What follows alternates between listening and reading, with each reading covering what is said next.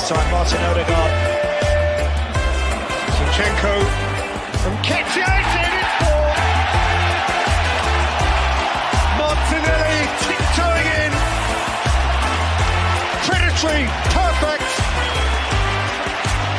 There is a gorgeous arrogance about Arsenal now. It really is. They are enjoying every second of this. Hello and welcome to Not Another Arsenal Podcast, aka Carlos Jenkinson Arsenal Podcast. My name is Mike Hurd, your host, and as everybody in the live chat, everybody on Twitter might have noticed, we've been away for a very long time. YouTube, you might have noticed we've been away for a very long time. Actually, I was looking back at our old podcast, and I wasn't even on the last one. It was actually you two gentlemen with Jared Carver. We peaked that night, gentlemen. The pod peaked that night. I should have stayed away, but here I am.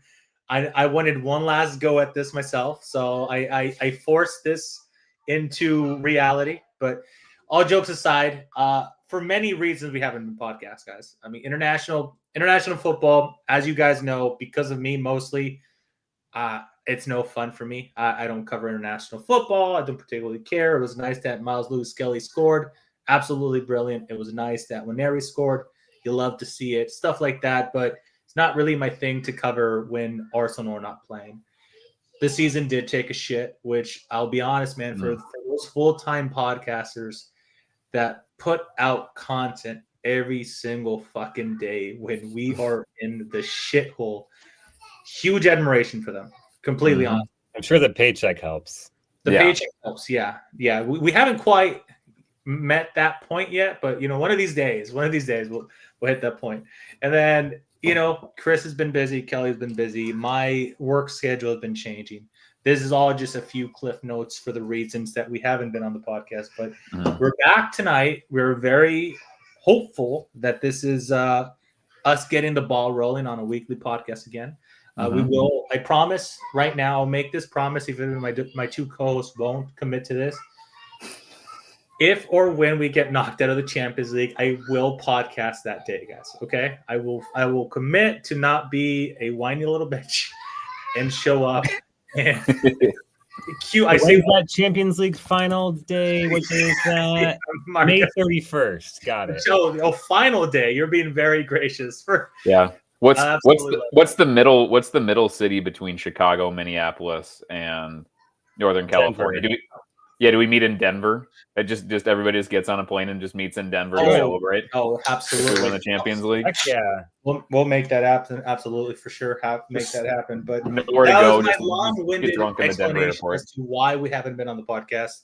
I just want to get in front of that one and just explain myself, so to say. Massive shout out to the live chat because of Abreu, thanks for showing up. First and foremost, Gunnar works in there. Dino, Christian Lawfer, whoever that guy is, and of course. Ryan Youngblood, aka Detroit Gooner in Detroit on Twitter. Awesome dude who shared just a hilarious video today. But it was a video of his room. In case if anybody that listens to this podcast does not know about his room, just look for Detroit Gooner and it'll pop up on like media files. And it's like he has this random guy just cunting him off on DMs. Fake American. Stop showing off. You only do this because you have money. You don't know what to do with it. And he very graciously didn't share who sent him this, but he just posted the video again and say, "Hey, since you love it so much," he just posted it, something to just take the piss out of it. But my God, man, he's a prime example of how you could go around in the world, be a kind fucking person, and still get dogs abuse. It's absolutely insane. If it was Dean, I would totally understand it. I mean, Dean gets under people's skin all the time, but not Ryan. I mean, I told Ryan he should out this numpty because, in the comments, because I'm sorry, if you're as kind of a guy as he is, and you've got people giving you dogs abuse in the DMs, eventually those guys deserve something. But Ryan's too nice of a guy to do that, so I get it. He's way too nice of a guy, yeah, absolutely. Yep. All of that negative energy right at Dean. The things that he says online are just a fraction of what he says behind the messages. So like any ill will you have for Dean, multiply it by like 40. It's all so much worse. But also, as funny as you think Dean is, like publicly, that dude is hysterical. He's very, very funny. You should see what he says when he doesn't feel like he's gonna get canceled on Twitter. Oh, the shit that he says, it's fucking glorious. Yeah, there's an alternative Twitter account somewhere there that is just saving up screenshots for Dean for when he gets elected governor of Texas to just go and just do a big drop. Is his name Jordan? It may be. It may be. So, boys, let's get into it. I'm forgetting the format because it's been so long, but hey, I would say first and foremost the introductions, but 5 minutes in the introductions. Chris, welcome back, man. How is March Madness treating you? And are you drinking anything? Because I'm still enjoying the Guinness that my wife made me buy. Yes, that's awesome. As you said, we all needed a little break from Arsenal for a variety of reasons, and I had a convenient excuse to. When Arsenal is on, I watch it, right? Like I go to my local bar, I meet up with local people that love Arsenal. I watch the games. I'm into it as much as anybody else. It's in between games where I've recently been tuning out a little bit more than I typically do, like not being as active on Twitter, not listening to the podcast as often. That's because my other love is college basketball. I know, Mike, you love to give me crap about watching amateur kids play a sport. But that was that has been kind of my co-love in terms of sports since I was a kid. I've always loved basketball. It's been one of my favorite sports, and I just love the college game. So March Madness, for those that are not from the U.S., it's a massive knockout tournament among the 64 or so best college teams, and it's drama personified, and it's single elimination. My alma mater was in the tournament. They got knocked out in the second round. And it's just really fun. So it was on all day, Thursday, Friday, Saturday, Sunday last week, and it starts up again tomorrow. But I'm all in on Arsenal once it comes back. But it's been a nice diversion from thinking about all the trials and tribulations of the season. And I am drinking tonight a lovely Paulaner Pils. Ooh. So I'm into the German. A tall boy too. A tall boy, yes. And you're on mute, Mike. Like we never left. A little rusty. Yeah, like we don't know. Yeah, I said you guys are putting me to shame. I might have to go get a refill in the middle of the podcast if you're drinking a tall boy. And I know Kelly. You notice that I go away for like 3 or 4 times during the podcast. I'm not going into my deep thoughts, man. I'm refilling. So not going into my deep thoughts. No. About yourself, Kelly, man. How's everything been going during an international break and in the whole month that we haven't been on? Yeah, it's been good. So there's kind of some stasis, obviously, in Arsenal land, but it's interesting. I feel like we've done we talk about like ceilings and floors a lot. I feel like a little bit of the stuff that's been happening is kind of protecting the floor, so we don't have to be quite so hysterical. We will be hysterical, but it is what it is. Arsenal World's good. We appear to have survived international duty without any new injuries or issues. Gabriel was smart enough to get himself sent off to absolve himself from the absolute thrashing by Argentina and get to, apparently he just left after he got the yellow card and he got subbed off. And then he just like the next day came back to Arsenal, which I think should give us some good feelings about what's going to happen with him or what he prefers to do there too. Even today we got to banter, even though Argentina won 4-1 historically over Brazil, we still were able to banter Enzo because he's a huge prick and a complete clown, despite having probably his best international outing of his career. He still found a way to make himself look like a complete fool, which we love to see. But it did bring the Chelsea truthers out of there, and it's like, did you see any of this like dialogue about him, where it's like, dude, he's been good for like 18 months. Facts, bruv. Like that type of stuff. A lot of that on the internet. Yeah, I saw the Martinez dribbling the ball to really hammer home that he's a world-class prick. On the Bryce side as well, if you want to take the piss out of Spurs, I thought it was Christian Romero that foolishly gave the ball away to Brazil for them to score at that point in time 2-1. But I gotta admit, man, I was surprised that it was 4-1. I mean, like, holy shit! Like, I don't know what I was expecting from Brazil. And I'm a child from early '90s, and here comes Abreu showing off his 5 World Cups from Brazil. And that's my era. That's the era of Brazil that I grew up with. So I'm fond of them. A lot of older names, but modern. I do say this, and I say this as a non-Brazilian, and I could only imagine Brazilian. Yeah, surprise, surprise. I could only imagine how Brazilians feel. Fuck, what a drop! Like, just like looking at those pass. It's like looking at Arsenal, circa 2001, and then looking at Arsenal like 2010. You're like, not quite the same. Fresh, right? Like, yes. What's really wild about that Brazil squad, though, is that they have. I mean, the attacking talent is really. I mean, center forward, I suppose, is an issue, but like Rafinha is right up there for Ballon d'Or. Yeah, just scoring everywhere. He's on a 20-20 season, I think, already. And they have Allison, who had one really good game, and everybody remembered that he was good and started talking about how he should have won like 6 Ballon d'Ors. And you kind of go down the line, and then they got absolutely paddled. The second Big Gabby goes out of there, they forget that without Big Gabby, they don't have a lot of central defenders that are any good still. And I don't think that they have a whole lot of pivot strength either. So they're kind of all over the place. And Abreu can probably, the worst midfield of his lifetime, he's saying, which I think, I don't think it goes so well for our Guimarães interest, given that he was in that midfield. But yeah, I don't know. It's a weird one. The international stuff is weird too. There was like 2 really, really well contested Euro semifinals too. Like, who won? France and Germany? Yeah. Did they win theirs? And so they're going into the Nations League finals. Did you see the comical goal that Italy conceded versus France? Was it France? I feel like it was France, Italy, right? Germany. France, Germany. Netherlands and France. Yeah, it was right? I don't know. No, I don't remember, Mike. I feel like it was Italy because I've been paying attention. I feel like I remember Donnarumma like bitching at somebody. Yeah.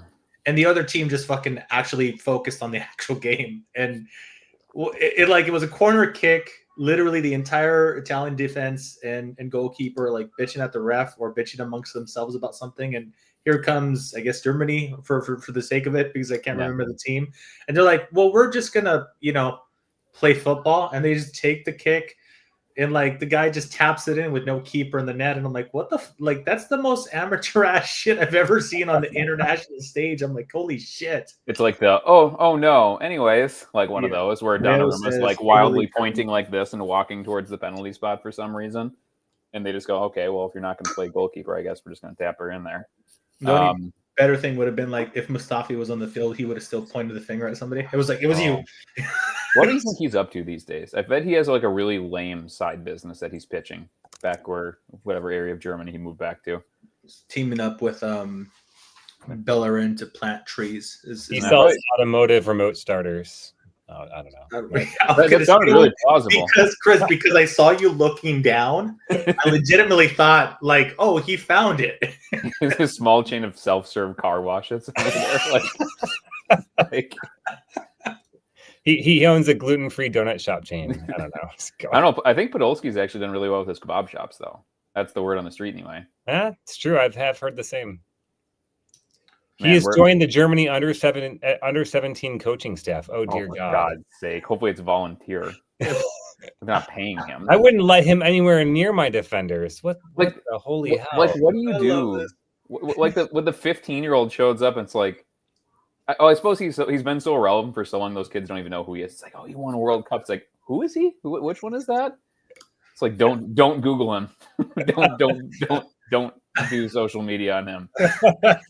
I like live chat is now taking turns of deciding what he thinks. Stan the man says, I believe Mustafi makes his own brand of homemade mustard. Absolutely love it. What's up, Stan? Mustafi's mustard. I love it. It's too bad that Sebi's not on the pod anymore, because we'd have about a half a dozen of these advertisements with Mustafi's like side side Oh gig my now. god, he would. Oh my gosh. You know, guy, we're 14 minutes in and not talking about football. Talk about mustard. Dude, I'm gonna have to do timestamps just to let people know. Be like, hey, real podcast starts 20 minutes in. Because 20 They minutes. know. They know. we waffled because Yeah, we right. haven't seen, we're like school like we haven't seen each other. I'm like, oh, I get to talk to my friends. Like you Yeah. should have seen the look on my wife's face. She's like, yeah, sure, you're gonna pod. I'm like, no, really, it's gonna happen this time. But, no, and I promise you, I'm not drunk. This is my only first beer tonight. But I generally mean this. I missed that motherfucker, man. Sebi just added something to the podcast, man. He was just he when he left, I was like, oh man, it sucks that he left. But then like a few podcasts in, I'm like, I missed that bald fraud. He's the thing that we could always rely on Seb for is a hysterical story. He's an outstanding storyteller, and I think that's something that you're just born with. Yeah. And all of us, I think, have our strengths and everything, but like we can't draw you into a story and deliver like an absolute hammer blow punchline to make people cry laughing like Seb. That's I can't. There's not enough rum in the world for me to have that kind of magic. So we miss him. That's swag. Okay. Mhm. All right, boys. Well, it was a pleasure catching up to you guys. So, not to completely bore the live chat and anybody that wants to tune in and listen to us, we are going to actually talk about football, minute 16 or so. But try to remember that so I could put a timestamp in the notes in the description. Let's talk a little bit about my favorite thing, so to say. Let's talk about transfers a little bit. Now, I did mention that I was going to start off with the striker chat, but because we mentioned international and we mentioned Gabriel getting booked and not playing against Argentina, let's talk about. Look, I don't know if it's considered news, but it was a conversation that came up on Arsblog, and I guess people's reaction of James Gunnerblog not just batting it down. James entertained the conversation. He said, I could see it happening. He did bring up that we kind of like, as a fan base, almost brushed off the beginning of the season in which Gabriel wasn't playing, right? And everybody was like, oh, this is perfectly, everybody knew something was up. Small reports came in, transfer window closes, he's back in the starting lineup, right? It's kind of like, okay, let's brush this under the carpet. But now it's kind of, I don't know if it's resurfacing via reports, but at least it's on the mind of some Arsenal supporters. Is there a world, Chris, in which you could justify Gabriel's sale at insert price in your head? And whom do you think is even capable? Like, is there a world in which you can make this sale sensible? Or are you on my end where you're 10 types of pissed with the club if this is allowed to happen one way or another? I think every player has a price, but I think the price is quite high for Gabriel. I mean, we've talked about him on this pod, but also in back channels, that he might be the best left-sided center back in the world right now. And that's, for people who aren't Arsenal fans, they'd probably laugh at us right now, but I really don't care. We've watched him for at least 12 months, if not 18 months, be on par with Saliba, if not better.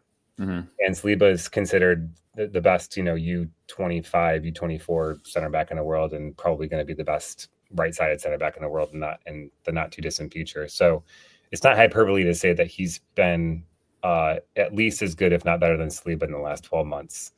And when you have a partnership like Gabriel and Saliba, which many consider to be at least the best partnership in the Premier League, if not the best partnership in the world, it would take a lot of money to get me, if I was in charge of Arsenal, to split that partnership up, because our superpower as an Arsenal club, as a squad, is our defense. And you've got a perfect set of complementary skills between Saliba and Gabriel back there, which I think makes us so hard to break down and so hard to score against. So yes, there is a price. I don't know what that price is. There is a price for every player in the world. I don't think that even with the amount of money that Saudi Arabia has, that they're going to be willing to pay that amount. And so from that perspective, I hope, and on some level, I do think that this is the agent trying to get the best deal for Gabriel. Because let's be clear, he was the guy that was always first to sign a deal. And then Saliba's deals were always based on some percentage higher than Gabriel. And I think if reports are correct that Gabriel's making quite a bit less than Saliba, I think this could be his agent trying to position his player to get the best deal they can get wherever they can get it. And if it's at Arsenal, great, but it's also might mean that we have to pay him close to 300,000 a week, which is, something akin or maybe even a little bit more than what Saliba is making right now. So yeah, there is a price. I hope that we aren't willing to pay it, because I don't think Saudi is willing to give us the money that it would take for me to make it worth it. And I don't think that there is a ready-made replacement for Gabriel, neither in Arsenal nor out there in the transfer market, that I think could replace what he does in this team. So yeah, it's one to watch though, because he's got little over 2 years left in his contract, and we cannot get into a Trent Alexander-Arnold situation where we're looking at a player in the last year of his contract and basically leaving for free. We've had this conversation before about Saliba. We've had it for other players. At some point, if you get the sense that you can't get a player to sign on, no matter what you throw at him in a contract, you do have to sell. And I hope that this isn't the case with this player. I think there's a lot on that too, because it's probably his biggest contract that he's going to sign. It's going to be probably a 4 to 5 year deal. That's I think he's 20. I think he's turned 27 now. 27. So it's going so it's his big contract. It's going to be his biggest contract.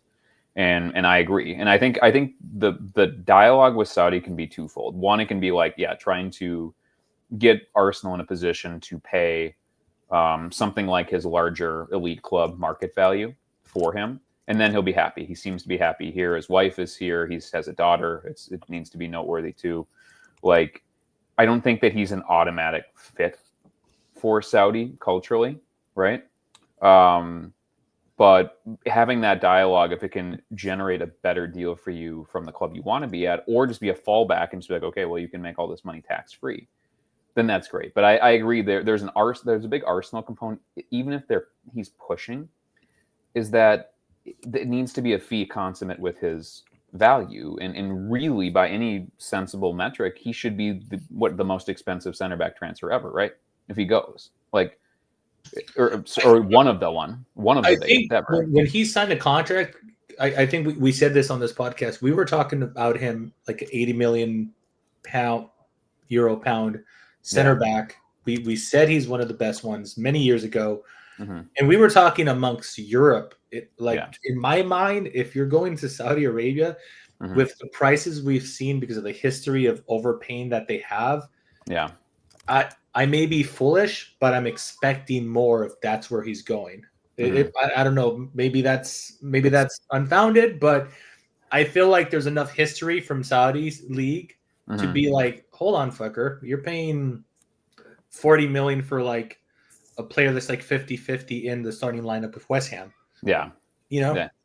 And I think that's notable too, that I think there's probably value in Saudi to have like who's ostensibly one of the better players in Brazil's starting 11 will likely be starting for them for the next couple major tournaments, right? Like that's a big deal. It's a big player for the Saudi league, I think.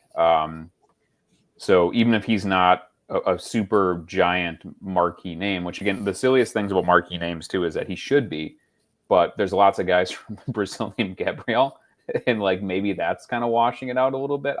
I don't know, but like really my expectation is that we will get a deal done with him. We'll probably overpay outside our structure a little bit to keep him, but we're not the first people to touch on this. I think there's a commitment to the project because he's obviously a very vocal leader and influential person, and we want to have Saliba sign a new deal soon, and they're very, very good friends and a great professional partnership. So there's always going to be a limit as to what wage we're going to be able to pay or going to be willing to pay.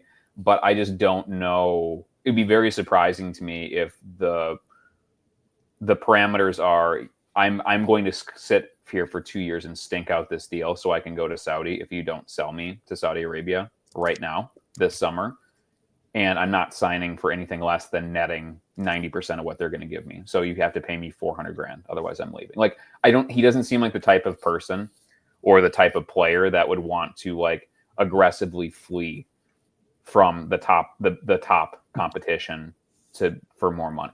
And I think also, I'm sure part of the dialogue Arsenal should be having with him, it's like, this is not something you can't do when you're 31. Like, you're a center back. You're going to be playing at a high level. He stays fit. He takes care of himself. He's developed really, really well. Like, there's probably going to be a big cash machine at the end of this for him. But it's like, for the next 3 to 4 years, let's stay at the top table here, and let's together make a run at this and get your whatever. Like, how many appearances is he? He's gonna be at like hundreds of appearances for Arsenal too. So like, I don't know. It seems like it'd be very strange, but yeah. But like Chris, I agree. I mean, if I don't know, I can't imagine them coming in with £100 million+ offer. But if he says he absolutely wants to go, and he's not going to resign, and you get this absolutely market-breaking offer, I mean, I think anything's on the table. But like, it doesn't make sense for Saudi Arabia to do that at this point for that type of player, like a center back. It doesn't make any sense for Arsenal to take it, because I mean, even to replace him, what do you have to play for Mark Gady? Like 70 million? And he's not anywhere near as good as him. Yep. Like, who do you replace him with? You're not just going to put Calafiori there. He can't pivot on his off foot without having his knee fold in. Like, if he goes, it's probably going to be Ben White playing there, and you got to get another fullback and hardy har. So like, I don't know. It seems like unless the terms are so absurdly good for Arsenal in the transfer fee, or they're so unpassably like unbelievable from a player perspective, like they put him on like $600,000 a week tax free, and he's one of the top 5 best paid players in the Saudi league. I just don't see anything I don't see him fucking it up, us fucking it up, or Saudi doing enough to fuck things up, I guess. I mean, if you have to sell him, you go get Dean Huijsen, whatever his name is, from Bournemouth, and call it a day, start over. I mean, but how much does he cost now? Because he's probably a 60 to 70 million pound player too. Probably. He is the talk of the town, though. I was gonna say, I'm always so hesitant on valuing a player off of one season. Yeah, it's a big risk, Mike. Especially at 19. Like when you've heard nothing. I've heard nothing about this guy, right? And then he scores a goal, hits the chill guy celebration. That was a big move for his career, the chill guy thing. Chill guy thing, big move, yeah. Then he's on my timeline all the fucking time, and like all of a sudden Real Madrid wants him because he's apparently Spanish, and I'm confused because he has no R rolls for me to pronounce his last name. Reject. And then like we're like, oh, he's worth 60, 70, 80. I'm like, huh? So when did this happen? For some frame of reference with him, he's going to turn 20 next month. But like, he was in like the sub team, so Juve Next Gen, which is like, I think they're like U21, U18 project. He played 1 competitive match for Juve, played 13 kind of nondescript. Again, he played. I watched Lazio. Like, I had never heard of Dean Huijsen before, and he played 13 times for Roma, who's the direct rival of Lazio.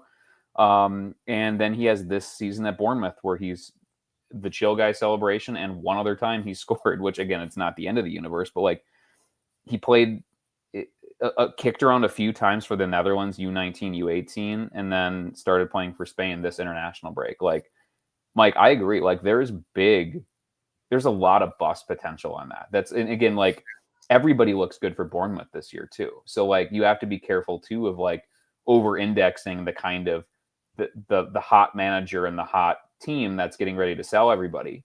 I mean, I don't think that some of the collection of like, because it's usually Brighton that's been doing this lately, have the people who have gone in big and bought off Brighton's players, have those guys all gone and become world beaters? Like, I don't know. Like, I think if you play a technical system and kind of an up-tempo system and like build in some flashiness into your play, I think it can make good players look really, really good really easily.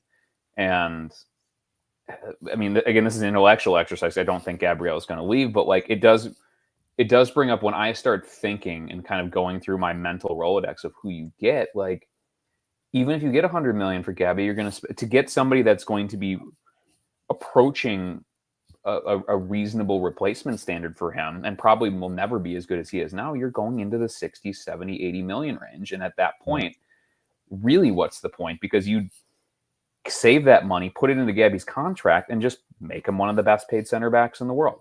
Like, that seems like a much better use of that resource than hoping that you can get Nico Schlotterbeck to not be a fucking disaster for 10 games consecutively, right? Like, that's really that's what it is. Even somebody like, again, for Dortmund, like somebody like Schlotterbeck, who's very talented and is a left-sided center half and can run. That guy, all that stuff that where Gabriel will like trip over his balls and do something stupid, he does that all the time. Schlotterbeck does, and he's already like 25. So it's like there's no place to like swoop in. And again, Gahey too, really, really solid player. He doesn't have the elite physical or technical ability as a center half. Like, that's not as good of a player, and he's going to cost you 60 to 70 million. And like, it just doesn't make it. Like, look at how much money Chelsea has spent, and they've spent in that 30 to 50 price bracket, and all of their center backs are absolute horseshit. Like, all of them fucking suck. And I don't want to do that to us, and I don't want to take Ben White, who spent the last 2.5 years, transferring himself into a really good right back, and it's like, oh, by the way, you're playing now. You get to play center back on your wrong foot. Thanks, Ben. At 20, I can't interest you in an Axel Disasi. No, you cannot interest me in an Axel Disasi or any of the other 8,000 shitty like FIFA regen center backs that play for that club. And I will say this, just while we're talking about our defense and potentially shifting over Ben White, and naturally people will say, hey, Timber on the right, Miles Lewis on the left. This is just my honest opinion. If you're asking me what is the absolute best back for Arsenal could potentially field with our current squad being healthy, it's Ben White at the right, Saliba, Gabriel, and Timber on the left. Yep, you're probably right. Nothing against Miles Lewis-Skelly. Love the shit out of him. Exciting player, and I think he's going to be around for a very long time, hopefully. But plenty of rotation is going to happen. I'm just saying, Champions League finals tomorrow, we have game for your life. Game that all I'm saying that's my back four, and opinions are out there, but that's the back four. So I don't look at any way possible in which Gabriel leaves and our defense doesn't take a step down in any way, shape, or form. I do want to share Averelo's opinion. He is our local Brazilian. He said, "Are you sick, Mike?" You know what? Never mind. If you're saying that, because of my voice, yeah, just a little raspy, or is he calling me sick because I'm crazy? I'll say this about what Avreo was saying in the live chat. There you go. I got it back. It escaped my mind, but it came back to me. He by his perspective, he's Brazilian himself, saying that a Brazilian, if they have zero opportunity to be part of the international setup, they'll totally chase the money. But he believes that history has shown if they have the opportunity to play for Brazil in a World Cup, they're going to stay where it's most convenient for them to play and be highlighted and be representative to show that they're worth going to the Brazilian league, to the Brazilian national team. So that said, most likely if you go to Saudi Arabia at his age, you're kind of committing, international career suicide. So that, as Avreo said, he's not worried about it all, and that's comforting. The only thing one thing that I was going to mention, it's just something interesting that I hear a lot of people saying, hey, potentially it's the agent. Is this like the agent getting ahead of negotiations, or do you guys feel at all that this is the feeling, or this is what Gabriel and his agent have been told that, hey, you're only going to make X amount? So does the agent go public and drum this up? Because I find it difficult to be like, hey, if you're not negotiating, they haven't said that they're not going to pay you. Why go public and make this? If your client, aka Gabriel's been at the club for a very long time, is thrilled to be there, loves London, wife, kid, this whole thing, why go this route? Why go the public route? I don't know how that works. I don't know if agents are just future casting and they're like, hey, contract talks are going to happen in the summer or something, and he's already poking the bear. I don't know what Arsenal communication is with them, but I would rather think that this is just agent trying to get money and not the club giving any type of indication that, hey man, potentially you might not get the money you're looking for, because I think Korsblog said it himself a few days ago. I personally, Gabriel is up there with Saliba, Saka, and Rice in my books. Mileage may vary for you guys in opinions, because I know he's a defender, and sometimes the people that don't score the goals don't often get paid the most. I say that even though Gabriel is one of the highest scoring defenders in the league. Yeah, I was going to say he's literally one of our highest scorers. Yeah, he might be our top scorer. He might be after. Let's put him up in this now. Yeah, absolutely. So yeah, it's just something to think about. But yeah, what I was saying, he's pretty adamant because of the World Cup. So essentially, summer 2026 after the World Cup, we're missing him, but we got him for another year at least. It is noteworthy too that Gabriel Jesus pretty much killed his top level career because he played through knee injuries, and then his knee exploded at the World Cup. So like, I think that there is some, it's nice that Abreu's here because he provides that context, kind of the more Brazil centric, and I agree with that, and I hope that that's the case, because again, with 2 years left, the reason why we're going and squinting really hard on this one is I don't think that there's a lot. I don't think that there's a lot of there, but I think anytime that there's Saudi interest, I think Saudis would probably. Here's another thing that we haven't gone down on this, but like the Saudi league would probably really like it if somebody like Gabriel, if it appeared that somebody like Gabriel was considering coming to the league. That's good for their league. That like a really top, becoming more attractive. Yeah, we're becoming really attractive to top level players in prime that are starters and huge important players at teams that are finishing in the top 2 to 3 of the elite leagues and are going to the deep in the knockouts of the Champions League. Like that's a good that news is not something that the Saudi league would want to be dispelled in any meaningful way. That makes them look legitimate, and it's not like, again, it's not taking on a 37-year-old player that's bad. It's the same way that they were able to kind of overpay and get the Villa kid over there too. That's a good move for that league, because I'm sure it shows, or they think it shows, that there's a pathway for younger players that have not made big jumps yet to come and succeed and make a bunch of money and still be shown off. And I think I can't remember what his name is, but he's still going to play for Colombia and everything too. But like, I don't know. I feel like it's Duran. Yeah. Duran. Yeah. And so like, I think they would probably prefer to have that player, and then when they sell them, they're making their money back or making money, and they want to not be seen as a retirement league, which I think was kind of the death knell of some of the other, like the Chinese Super League was like that. I think the Indian Premier League was like that. The Japanese league for a while there was similar to that, where it's taking on a lot of very old players. Chinese league. Yep. All of those leagues that have kind of popped up and spent small amounts of time being that we have lots of money, so we're just going to pay you to be here, not on our merits, but because of the money. But again, the other thing too is I think Jordan Henderson's a great test case too. Like Gabriel seems to have again, this is all just going off of social media and what it appears to be, but he seems to have a pretty public marriage to somebody who's at least a relatively well-known quantity. So it's not like somebody who would probably want to just sitting up in her in her apartment waiting for her husband to come home. They do have a daughter too. They seem to be Christian people too. So there's kind of a cultural, at least it appears to be like some pretty obvious cultural differences that they would have to change quite a bit to go there. And again, maybe it's like Duran too, where they like live outside of Saudi Arabia and fly him in a helicopter to pro training every day so that he can still get drunk and have girls around. But I don't know. What do I know? One last point I'd like to make on this, and we can move on, but I was going to make that same point about Jordan Henderson. He should talk to Jordan Henderson if he has any reservations, because my understanding is that Jordan Henderson played there for a year and a half, and left. And because he didn't finish his contract there, he didn't get paid a dime. He basically played 12 to 18 months and was miserable, took all the flack for going against his own sort of ethical code and what he said he stood for, and in the process didn't get paid a penny. So, and he's a family guy as well, as you said, Kelly. So, Gabriel should make sure that if he is legitimately looking to get the payday in Saudi, that he makes sure he knows what he's getting into. The other thing I wanted to say really quickly was the Saudi league, while they do pay a lot of money for players, given the stature of their league, the most they've ever paid for a player was Neymar when he was 31, and that was 90 million euros.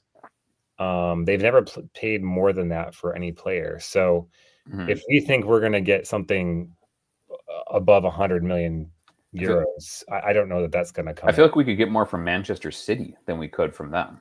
Yep. Like, you know what I mean? Like it is that, or like PSG or like Real Madrid. Like, although Real Madrid's going into that same thing too, where they're in a mode where they don't want to spend huge. They're having people stink out their contracts. That's their thing, and tapping people up 18 months beforehand. So like,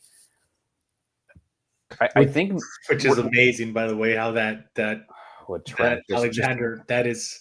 Oh God, that's so funny. Those fans have been such fucking pricks this year. Like, good on them. They've been such assholes. Like, good. Okay, before we continue on the just because you brought it up, before we continue on to the transfer conversation, we are going to move from defense to striker. Kelly wants no part of this. He needs a refill on his liquor. There he is. There, yeah, I knew it. Just on the social media thing, man, and this isn't the first time I bring up social media on this podcast, but what a fucking cesspool, man. And it's genuinely, the more that I read and see tweets, I don't think any of this is founded with any intellectual honesty. I think a lot of these, of course there isn't. Yeah, they're just, it's just like Dean brought this up, who is in the live chat. He has stopped being a little bit active. I know it's late where he lives and he gets up early for work, but it's kind of one of those things that he highlighted in one of these Arsenal games in which we dropped points. It might have been a draw or something. And he said, hey, honestly, the reason we live these wins and losses in extremes is partly because of the repercussion of the banter. Yep. And you just know that if we lose, your timeline is fucking ruined with Liverpool supporters, Man United supporters, Spurs, and just asinine fucking comments talking about Rice doesn't do anything or left back. And it's such a cesspool, and it's kind of like one of those things where, like, the minute that the Alexander thing got thrown out there, like, I feel like I've genuinely seen more rival fan tweets bantering the holy shit out of them than rational thoughts of their fan base. And then their fan base, it's just fuck them, death threats, and I just said something that I dislike about Twitter. I said their fan base. I'm separating. Like, I'm gonna try my best. I think there's a massive problem with overgeneralizing, and it's because you see like a rival fan says Arsenal fans are delusional, or fuck every Liverpool. Their fans are insufferable. I just don't think these motherfuckers are they're borderline bot behavior, man. And like we've discussed, like region of the worlds and like their responses that they give and shit like this, and it's such a fucking crazy place. And like to be on, I brought this up earlier with you guys with the ads, and it's becoming such a. I don't know if it's becoming. I don't know if it always was, and it's always gotten under my skin. But like I'm looking at the fucking comments over literally anything, and it's either you're the biggest piece of shit to exist, or you're the best left back in the fucking league. Yeah, there's no fucking in between. And like it's such a weird thing. And I just mentioned it because you mentioned social media and the meltdown. And like some of these comments that I'm seeing from on social media accounts, and this is where, as an American who lives in a country that free speech is fucking everything, I've said this in the past where I'm like, dude, I'm perfectly fine giving up my ID if I want to be on a platform so somebody doesn't call me a wetback or something, or a black dude, something a worse word, or I'm gonna F this person, he should die because he's leaving my club. Yeah, dude. Fuck that touch grass shit. Holy fuck, dude. Do it, man. Because fuck, man, it is overwhelming. And like I'm not gonna say it's every Liverpool fan out there, but like, unfortunately, But it is. Unfortunately for them, the people that have a Salah, a fucking profile pic, or whoever, right? Van Dijk, those are the motherfuckers. You know, the Bio Bros or the Avi Bros. Avi Bros or some of the worst fucking accounts to follow, man. Like, and again, intellectually, we know that it's a lot of teenagers and like angry, lonely young men in their early 20s that make up an awful lot of, I would guess, like a disproportionately large amount of like troll Twitter accounts and like troll accounts, and they do the things that those are the people who have the time and disposable income to like buy followers. And it's like where you see some of these people say this absolutely insane shit and they have like 7,500 followers, and it's like these are all like bot farming, like to try to get bigger, and like we're like four likes or some shit too. Yeah, like it's really kind of, you could tell when it's like bot followers as well. Yeah, I mean it's like when we've gotten bot bombed from like the Lee Gunner bots or whatever that are it's so obvious that he's paying money to have like these accounts go and just like search for Arsenal podcast, see what's live, and then go and spam the comments to try to pull people over to like Lee Gunner shit. Like that's the type of stuff like that toothless meth addict would do.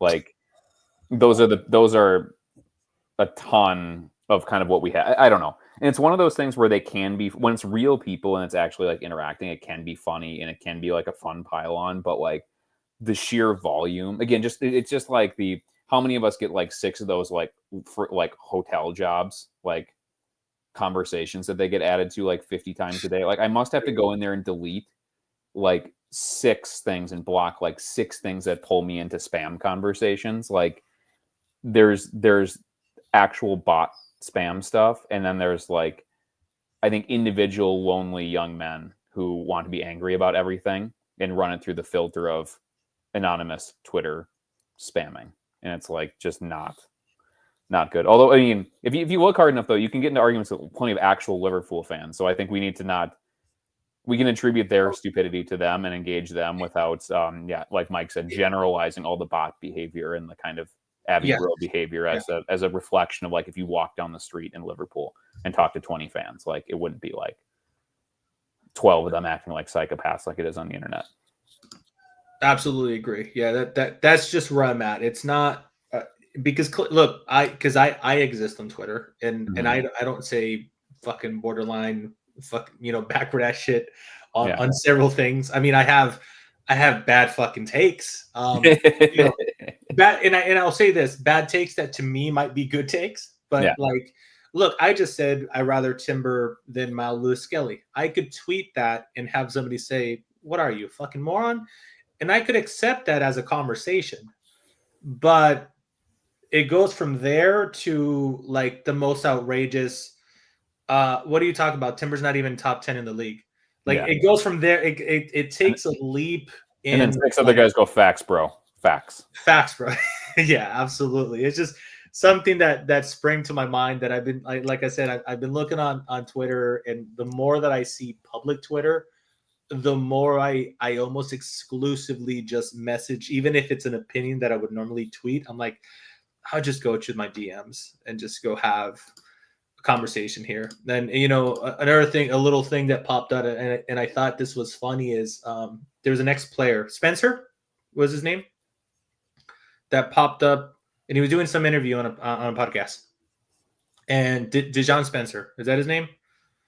Does this ring a bell? Spurs guy? Jed Spence. Oh, Jed Spence. Jed Spence, thank you. The sunglasses on. There you go. I just thought it was funny because there was one clip in which he was defending MLS Maolo Skelly's celebration, the Halon meditation thing. Mm-hmm. And I thought, man, Spurs fans are going to rip them apart, and Arsenal fans are going to be like, see, even a Spurs player knows this, right? And then there was another clip where he was taking the piss, not rating Martinelli. And I thought, this is the same fucking guy in the same interview, and because it's broken up into different cliques, this one is going to have Arsenal fans giving him dogs fucking abuse and Spurs fan and rival fan fucking saying he's a genius. And I just thought, like, how fucking funny is that, man? Like, it's a crazy fucking Mike, world in social media. The same thing where people like micro analyze how Arteta reacts to things. Like one of my favorite things is that when Arteta when the league had kind of slipped away, and Arteta says we're going to keep fighting, we always believe that we have a chance. And people are, he's so delusional, Arteta. Listen to him. Does he not even look at it? And then if he doesn't like emphatically say we can win, it's like, what, does he not believe in himself? Like what are you even doing if you're not trying to win? It's just he has a loser mentality. Yeah, look loser at what he's telling his players. He's telling his players to give up. It's a damn if you do that. I was more upset of the media approaching him because at that point the media had asked him this same question. Yeah, like for the second or third time, and I was like, let it go, motherfuckers. You know what you are trying to do. You're trying to get a fucking headline. Like, let the fucking guy work. Yeah. And it creates this madness, and we've spoken about this before on social media, how like social media is just, it's not keeping itself elevated because it's noticing that the people at the bottom are creating more rage clicks and interactions. So it's like everything you hate about high school, right? Like everything you hate about high school. Yes. The bullies and the idiots that do outlandish things get everybody to laugh at them and pay attention to them. And those are the noteworthy people. And the very competent people just going about doing their business quietly are the ones that you kind of forget about. It's like least common denominator stuff. And like we can go and cult. That's Mike, you're absolutely right though. Like I spend more time on our back channel and our larger group chat because I know that people are funny and people pay attention to Arsenal and make good points. And even when I'm being crabby with them, Omar, what's up if you're watching? Like I'm being crabby with them, you're being crabby with me. We can have like respectful dialogue and come back at it and laugh about it later. And you can't do that with Twitter randos. They're walking into a room and they're wildly swinging at anybody, even if you agree. Because even sometimes you'll post something and agree with them. It's like, fuck you, man. It's like, I'm agreeing with you. Like, what are you talking about? Like, you just read that and you were so mad at everybody that you just like snap back. It's like, no, I'm not being sarcastic. I'm literally agreeing. Like, what the fuck are you doing? And then you spend 20 minutes and 6 messages back and forth, and the person is still trying to argue with you. And it's like, dude, I was literally agreeing with what you were saying. I was adding on to your point. Like, what is wrong with you? And then that's when Mike always gives me a pep talk. It's like, you're arguing with a 16-year-old, right? Yeah, that's when I DM. I share your own tweet with you, and I'm like, hey, you need to put the phone down, Kelly. You're arguing with a child right now, right?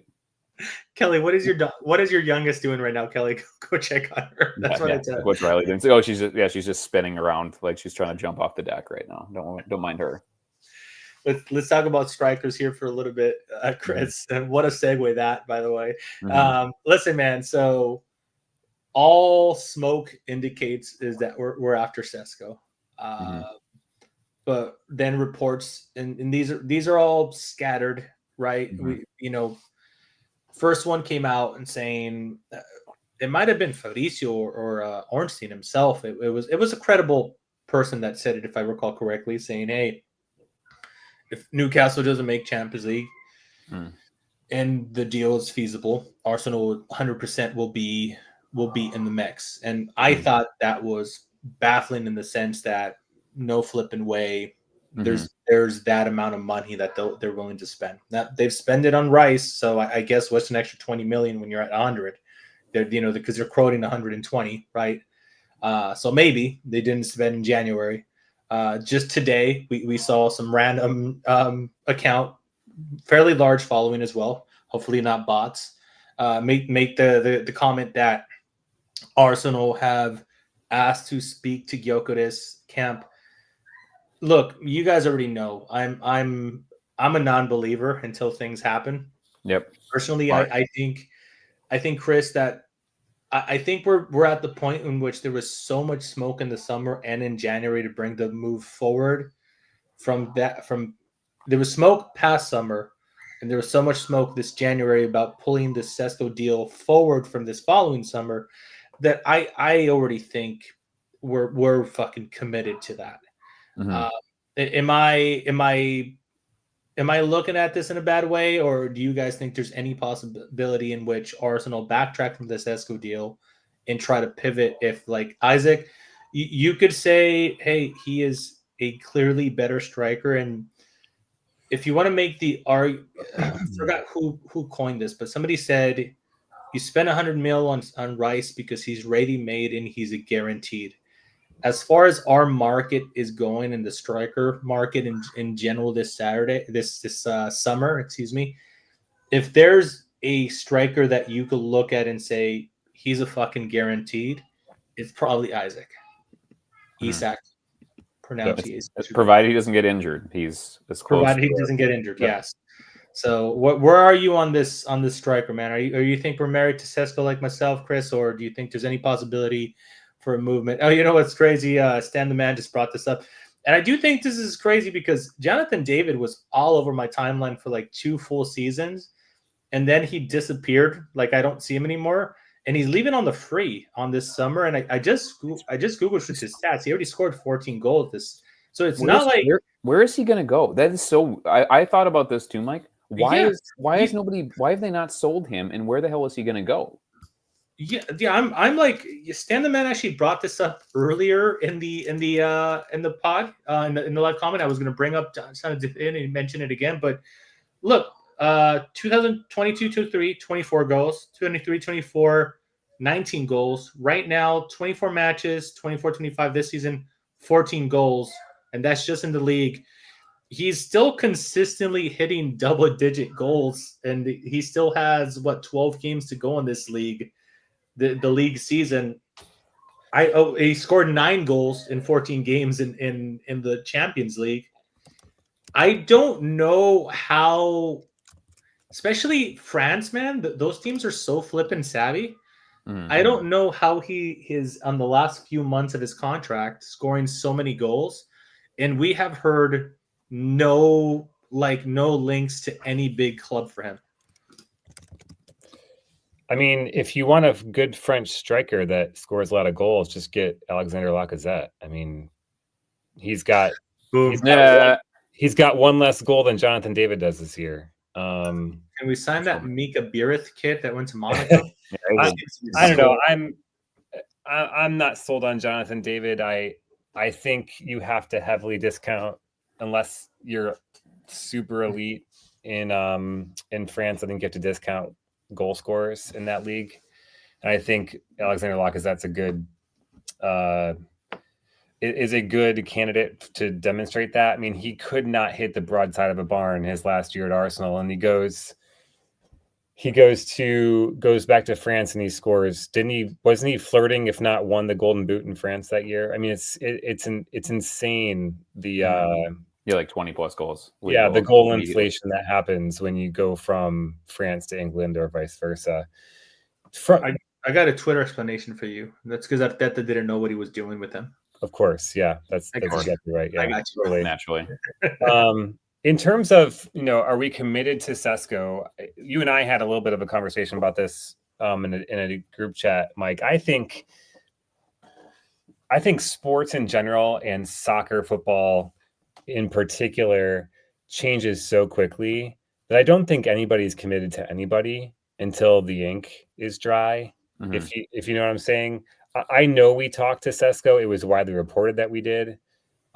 He did not want to go without assurances that he was going to be the number one, which is basically what he wanted to come to Arsenal at his stage of his development. And Kai Havertz was playing really well, and we were committed to Kai at least for that year at the 9.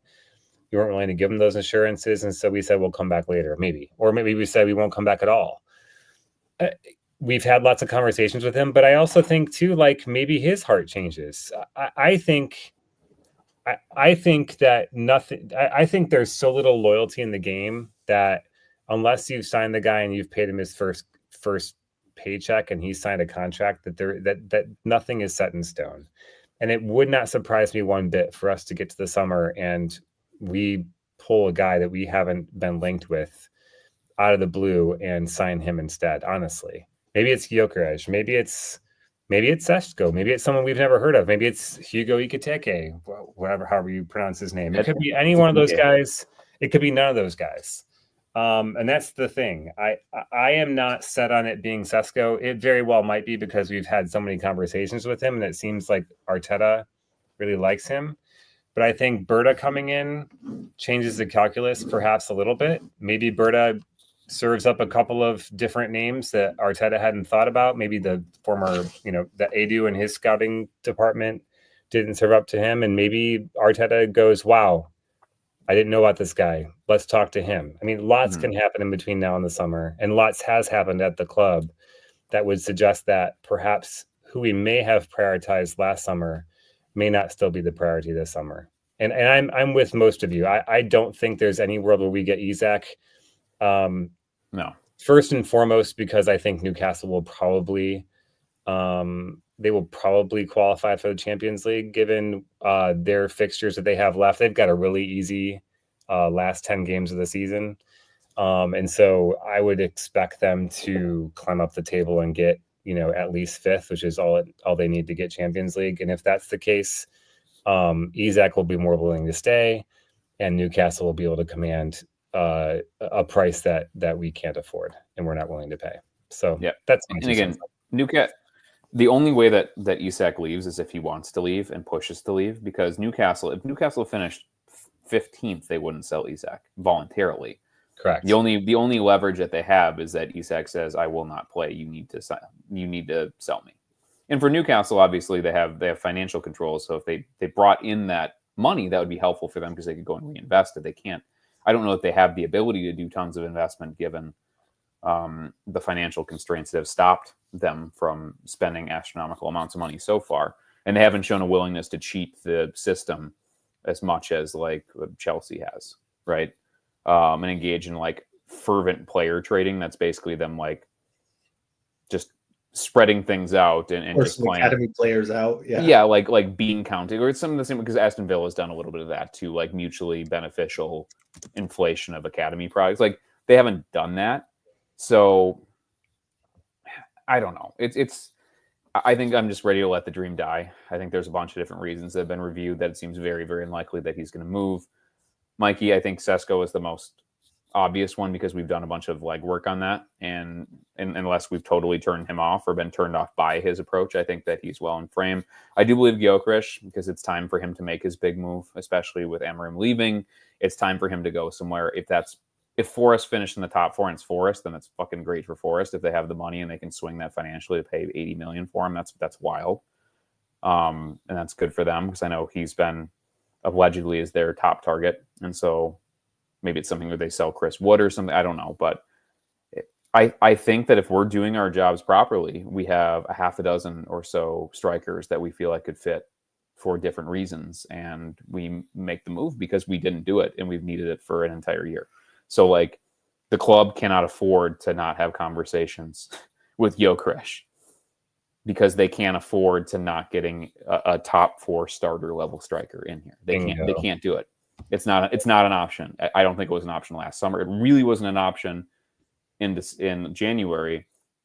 And we opened that door, and I think the club has paid severely for that. I'm gonna say I'm not gonna pull back now that because the wound is closed up. I think it's incompetence in the summer and especially in January. And I wouldn't doubt that the two things that might have happened in January is that Ato did not have the power to do that, or Ato failed to do it. So they said, "Okay, on your way, son. We're getting an act. The adults are going to be in the room now. Go away. You go." Yeah. I don't want to get down this rabbit hole because I know it's been talked to death, but I'm curious if you guys think Adu's departure was unforeseen, took the club by surprise, and therefore did not have a good plan in place to be able to carry out the kind of January business that we needed to do. And I think that dovetails into the idea that what you just said, Kelly, which is that Ado either didn't have wasn't given license to make those calls, or didn't have the authority when he was to negotiate with other clubs to be able to get deals done in January that we needed to get done. But I'm curious, do you think the Adu departure played into that? Yes. I think that we put a ton of basically the recruitment or the acquisitions were far too much on Edu's personality and him going into the room and talking to people, and Arteta's desires. And there wasn't an adult structure, a 2025 structure set up to be like, okay, we have our targets. This is what we have to do. This is what we're going to pivot to. And when we talked about this too, I think given who is on the executive advisory board. I think there are too many risk adverse lawyers when there wasn't somebody who'd come and just outvote them and just say, listen, gang, we don't have any forwards. If anything happens to Kai, we're fucked. So we're going to go buy this person. Mikkel, you good with that? Board, okay, pay for him. This is a sensible move. Let's do that. There was nobody had the gravitas or the authority to do that. And I think Berta specifically is coming in. And I don't think Berta would come in without that exact type of remit. Like because that would be, if I were him, I would say, listen, what you just did in January, you're not doing that to me or I'm not coming here. And especially given how he exited Atletico, that there was somebody who they brought in alongside him that slowly got more power than him and kind of was doing whatever he wanted. I don't think he's signing up for that again. He's not. It's almost certainly going to be a collaborative understanding, but in that situation, it's like, we need a striker. Here's the striker. Sign the check so we can get the striker. We're not just doing nothing and having it ruin our fucking season. That's why Bert is here. He's that guy, because there was no guy when Edu left. Yeah, if I'm recalling the blog that James Gunner blog wrote, it was Arteta immediately wanted Watkins when it presented itself as an option because it was Aston Villa that approached us. Mm-hmm. Initially, the board, whoever the board is compromised of, I don't know if that involves the Kroenke. I don't know. I assume Tim Lewis is in the mix and Hato at the point in time. Essentially said he's not worth. We'll try for 40, but we are not giving him 60. Mm-hmm. And then there was a back and forth, essentially. And between the initial offer, the back and forth between the board and Arteta finally wins, so to say, as James says he often does, get what he wants at the club. By the time they go back to Villa, they're like, too late. We already have this agreement for Saudi. And by the time the Watkins reports were initially rolling out on Twitter, that by the time it was reported, that deal was completely dead already. Mm-hmm. So we're getting news a week back or something. Mm-hmm. I wanted to ask a question because now I understand what you guys. So just a little rebuttal, so to say, that was popping in my head in January that you guys were mentioning. Mm-hmm. I do think that Arsenal were going into January thinking it was going to be a quiet January. And then I feel like the Gabriel Jesus thing happened real quick. Mm-hmm. And then literally a week or two, or week, if not days after the transfer window closed, Kai Havertz happened. So Mm-hmm. I don't think there was a massive plan going into January that wasn't oh shit, we gotta try to do something. I think a lot of it was like, we need to try to fix this. There was no future cast into the plan. Like if you look at a lot of the reports that are being suggested in the summer, Zubimendi is something that they were saying that's been worked on last summer.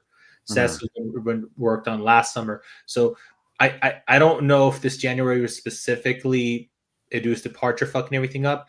I just think from the beginning, I think what I'm trying to say in very, very long terms is even Edu would have struggled a little in January based on how short notice we had. That we went into the window saying we need a midfielder. Yeah. And then we go to Dubai and like, oh fuck, we broke Kai. Now we need a striker. Forget about the midfielder. So I think there was a lot of moving pieces. One thing I didn't want to let this pass by, Tom. So as we are all upset about January. As you guys know, I was pissy about last summer, maybe a little bit more pissy than you guys, as I recall. Yeah, you were right. But Tom, because we asked the question is if January got fumbled because of Dude's departure. Tom Sable's question was Edu kind of to blame for the incompetence of the end of last summer? Mm-hmm. As you guys know, I've said this for multiple reasons for the financials that I don't necessarily believe that we're on such a tight string. I do think it was a massive gamble and a misstep to go into this season down one attacking option. I was 10 types of pissed about it. I couldn't rationalize. I think it would have been an easier pill to swallow had they kept either one of Nelson or ESR. And I fully understand that both of those players are incredibly injury prone. Yes. It's just talking about having two players that are part of the system that you've already developed, that know exactly what you want, They don't have to acclimate to the league, and they were ready-made options to play in positions if needed. And I just thought going into the season like that was a horrible fucking idea. And having Vieira gone too. That Vieira as well. Yes, so that's 3 options. Yeah, so, that trio, 2 dry loans with Vieira and Nelson, and then selling ESR, that was idiocy from Sprodman. And I don't know how to attribute it unless that's Edu, right? That's his remit, and he sold too many attackers and didn't bring anybody in that was worth anything. So that's a fumble. You can't trade those 3 useful players for what amounts to 30 million and Raheem Sterling. That's bad. That's really, really bad business, especially given the context of where we finished last year and what our aspirations would have been this year. And I don't think we would have won the league, but I think if we would have kept 2 of those players, it probably would have been a lot better. And again, I understand Nelson got hurt, and I understand Fabio Vieira is not like just having them there to have another person who could play Odegaard's position and another person that could like start on the wing and be a professional footballer. And like maybe that means you can play one of those guys at center forward, so you don't have Mikel Merino. I'm assuming he's going to start a dozen games at center forward for Arsenal because holy shit, like. Oh yeah, for sure. Although I do say, and we'll pivot to this very shortly. I'll let you guys have a rebuttal to the summer question if you guys like. I feel like I see Chris's I'm thinking face on, so I think he might have a rebuttal to it. But I do think we're going to see less Merino at center forward with the return of Saka. And I have a hot take for Saka, but and I'll save it for 5 to 10 minutes down the line. But if Saka does come back, I think we see Trossard a whole lot more than Merino. That's just a feeling that I have. But before you give your rebuttal, I just want to say, Tom Sable, with the comment of the night, as much as a January or failure in January was, we're still going to shock the world and win the Champions League. And I haven't even been drinking. So, Tom, you must be catching the drunkenness off of the fumes of the podcast. That must have been your motivator for that. He's so happy we're back. He's drunk off of us being back. Is what. Yeah, it is. That's must I am be. life. Yeah. But all jokes aside, Chris, did you want to jump in on this summer conversation over Edu and the departures? I think the club took a gamble and they got it wrong. I mean, I think when you're a club that has to operate or chooses, I shouldn't say chooses to operate in the way that we do, where when you've spent big in the last couple of windows and you cannot continue to do so if you want to be a self-sustaining club. And again, we don't know what was going on with the regulations and all that sort of thing. It's curious to me why all the big clubs didn't spend that much last summer compared to every other summer. And we followed suit. So maybe there's something in that as well. But we took a gamble in the summer. We took a gamble in January, and it didn't pay off in either one. So that's on the club. And I hope they learn that lesson once and don't have to learn it again. You mentioned Merino maybe not playing as much when Saka comes back. I have a suspicion that actually I think Merino will continue to play, and I think it's because we play better when we have a tall focal point playing at the number 9. We've had Kai. Merino's been really good. He's been from the standpoint of playing a defensive midfielder as a striker. He has done parts of what Kai does really well, which is he is a box presence, especially aerially, when we can get the ball in the final third and we hit that sort of back post area. He's been okay. And I think, doesn't he have like 5 goals in 8 matches or something as a striker? So he's not. Yeah, it's been a good return for a defensive midfielder. Yeah. All that to say, I think we've seen Trossard play okay as the number 9. I tend to feel like he gets a bit lost in the shuffle, though, in some game states and against some competition because he's slight, because he doesn't have the physical tools that some other guys we have in our squad do. And I think he just offers us a better balance in attack when he plays off the wing than when he does through the middle. And I tend to think that with Saka and Odegaard in, I think Saka will take a lot of attention away from the center of the pitch because he's going to demand that at least two players are watching his every move. And that opens up more space in the box where Merino should be to be able to go 1v1 versus a center back, for example, in the air. Or maybe make a little bit of a run that Saka or Odegaard can find. So I don't know. I tend to think that Merino is probably for more games than less, are nailed on number 9 for the rest of the season. We have become really, really not reliant, but like we have pivoted to liking a focal point hold up striker a lot. Arteta really, really likes that. And I mean, basically that started with Kai, in like December of last year. And he's done so, I mean, again, to the point where instead of playing a forward there as a false 9, he's been playing a midfielder there because Arteta obviously values aerial presence, hold up play, and physicality in that position. And that's why some of the names that we're seeing are all, I mean, that's why Sesko has been there. And that's why you hear like, it seems like having a high motor, big, strong guy who can add hold up components and add physical presence is something that's important to Arteta. And he will put that player there. I mean, and even like you're seeing like the, like you'd like have Tomiyasu had free reign to like do the giant guy in the box run. And like Calafiori gets to like free reign to the giant guy in the box run. Like he obviously sees a very large and specific tactical advantage to having a very big guy up there attacking. And I think his instinct has not been terrible given some of the results. And again, it's pretty ugly, but like Mourinho can still do that. And he can still, here's another thing too, that I didn't see that Mourinho's a good ball striker. He's a really good ball striker too. You know, like he can really put his fucking foot through the ball. And basically none of our forwards will do that. They're like, it's like hitting a ball with a fucking golf club for most everybody else besides Mourinho. And Marino's not going to get the 3, 4, 5 shots per game match that you want as an elite striker, but like he's going to get a couple headers that he can put in, and he's going to get another couple shots, and he's going to hit the shit out of the ball when he does. And so the odds of it going in a lot better than Odegaard gently rolling the ball to the hands of the keeper, like he seems to do all the time. I have just one opinion about Merino as center striker. I think it was the Chelsea game, if not the United game, in which I became kind of frustrated that I feel like we were reverting to the horseshoe of death, as we used to call it many, many moons ago.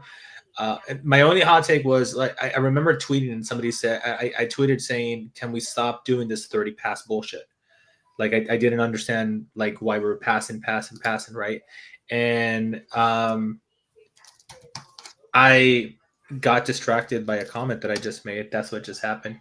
I tweeted, "I'm getting tired of," and somebody just replied to me about what they just replied, "We have no striker." And my only criticism, and I understand that Miguel Arteta is not going to take it easy just because this guy is not a striker. He's going to still say, "Hey, I want you to do everything a fucking striker does," even though you've never played there. I do think that he has a tendency of still drifting away from the box, potentially more than Gabriel Jesus and Kai, because I'm just like, we're passing the ball. I'm like, Merino, why aren't like, I want you to be the big guy we're aiming for, the Chris Wood, as Ryan mentioned, and you mentioned earlier. I need you in the box. And sometimes during the pass of the plane, where we're passing it around the box, trading space, he's along the people passing the ball around the box. And I'm like, I fully understand that you are not a striker, but you are being deployed to play as the striker. So I want you to assimilate the best possible way that you can. And how would I say this? Get in the fucking box more. Yeah. That is my main, very simple-minded criticism. I'm sure, one of the many Scots, I forget which Scot it was, will like throw me a chart with like fucking Merino being in the box 80 minutes. Willis, yes. So it's just an observation. Again, I'm not a chart guy, but it's just something that I noticed. So well, let me say one final comment on this, Mike, and I think this will pivot us nicely to the next topic, which is I was listening to Clive on AVP. He did something called they call them unmarked episodes, which is just a monologue basically from one of the commentators on the pod. And he was talking about, he had a brilliant assessment of what he thinks the next evolution of Arsenal is going to be.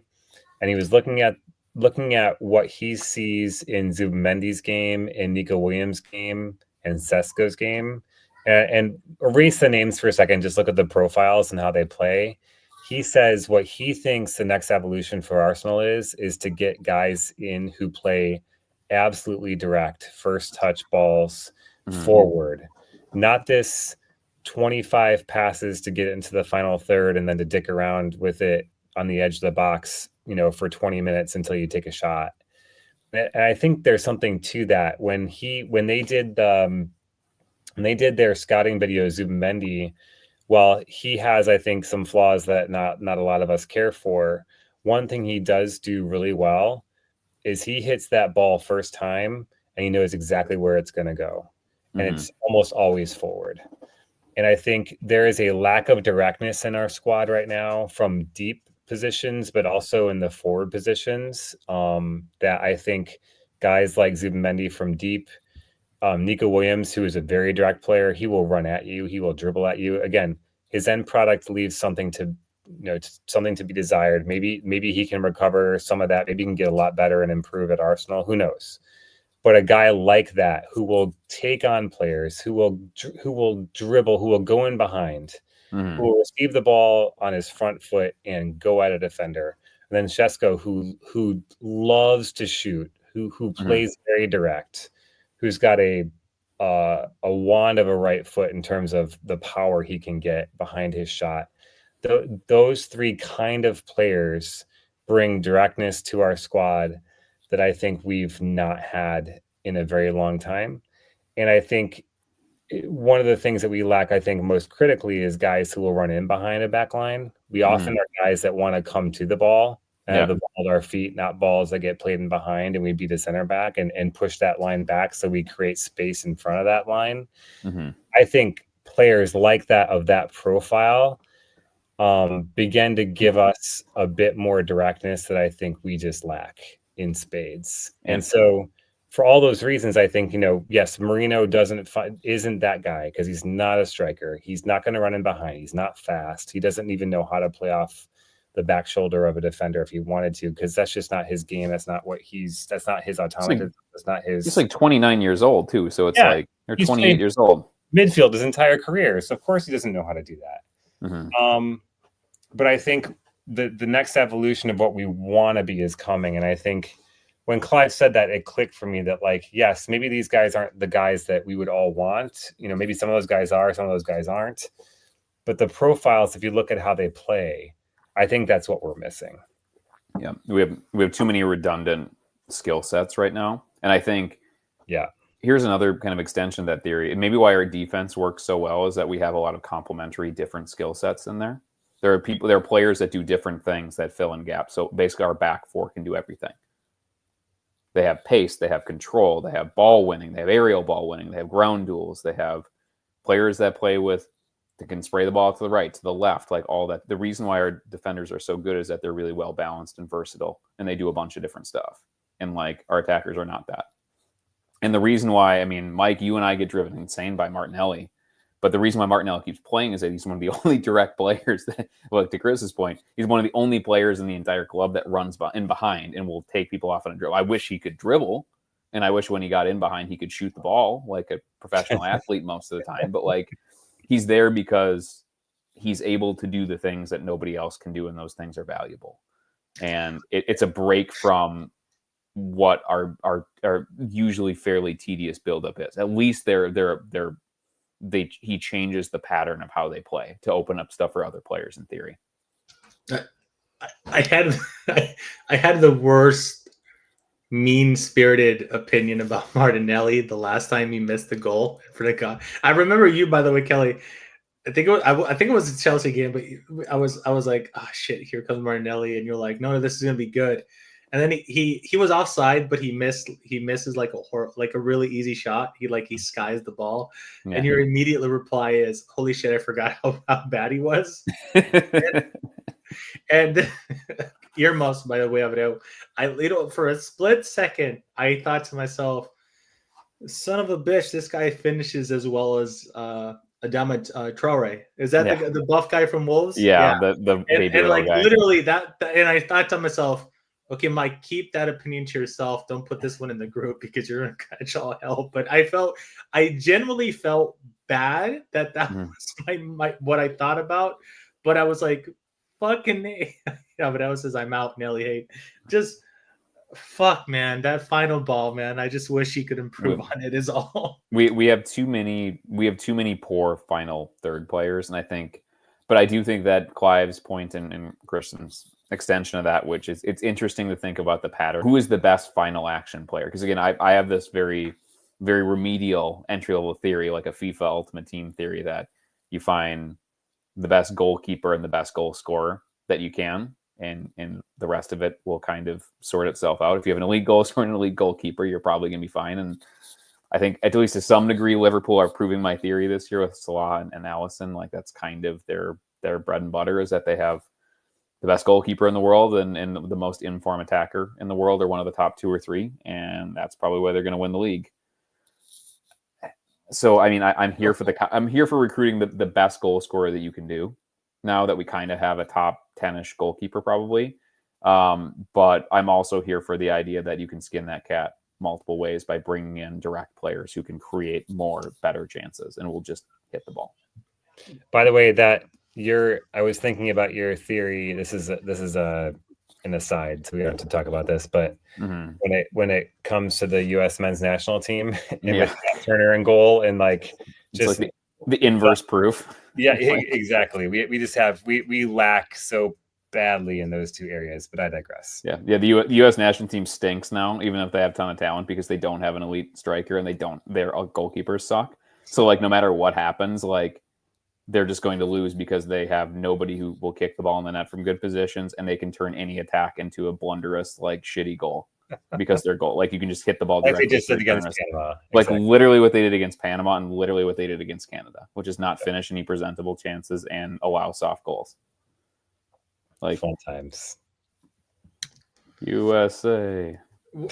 He is not the best center. He fucking sucks. I'm so sick of that, by the way, Tom. I love you to death. Get Kelly. He sucks. Damn it! Why did I bring this up?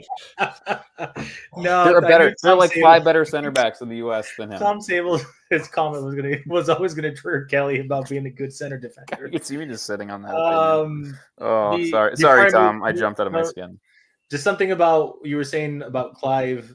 I just thought about something his co-host said, and it was Elliot, who, similar to me, I will say, isn't 100% sold on Nico, but he is also very much in love with Waneri. And he was saying, listen, guys, Saka, just play Saka on the left. That's an upgrade on Martinelli, and just let Waneri play on the right. I don't know if I like that.